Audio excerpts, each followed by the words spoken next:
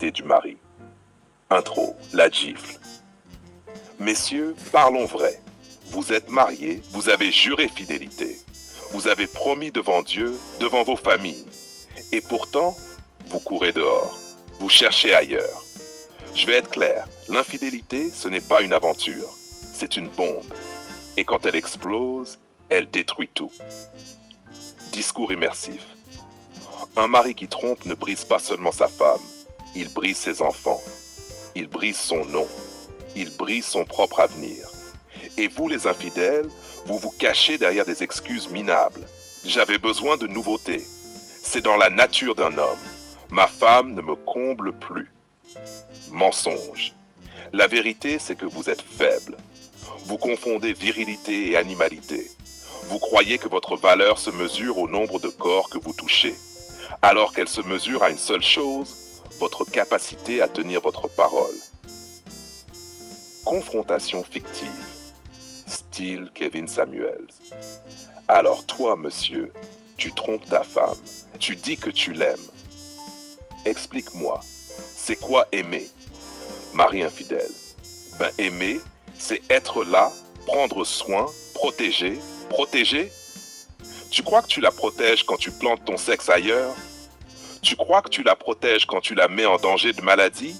Tu crois que tu la protèges quand tu salis son nom? Non, tu ne protèges rien, tu détruis. Ouais, mais je suis toujours là pour mes enfants. Je paie les factures. Tu paies les factures? Tu veux qu'on t'applaudisse? Un distributeur automatique paie les factures aussi. Mais un vrai homme, c'est plus qu'un portefeuille. C'est un pilier. Et toi, ton pilier est pourri de l'intérieur. Mari infidèle. Chaque fois que tu trompes, tu envoies un message silencieux à tes enfants. Ton fils apprend qu'un homme peut trahir. Ta fille apprend qu'une femme doit souffrir. Et un jour, quand ton fils trompera sa femme, quand ta fille sera trompée par un homme, devine qui elle accusera en silence? Toi. Exemple concret. Exemple célébrité. Tiger Woods, icône mondiale, milliardaire, admiré partout. Un scandale d'infidélité multiple et sa carrière s'effondre. Sponsor, parti, image détruite. Des années pour se relever, mais jamais au même niveau. Tout ça pourquoi? Quelques aventures. Exemple réel.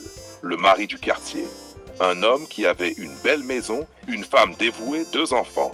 Une liaison au travail. Quand sa femme l'a découvert, divorce immédiat. Pension alimentaire, garde alternée, vente forcée de la maison. Aujourd'hui, il vit dans un studio. Sa maîtresse, partie depuis longtemps.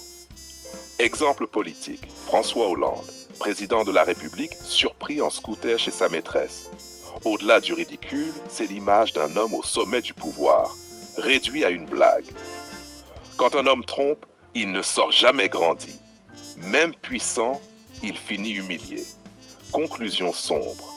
Messieurs, l'infidélité n'est pas une aventure, c'est un poison. Un poison lent qui détruit tout ce que vous avez construit. Votre femme, vos enfants, votre foyer, votre nom. Alors posez-vous une seule question.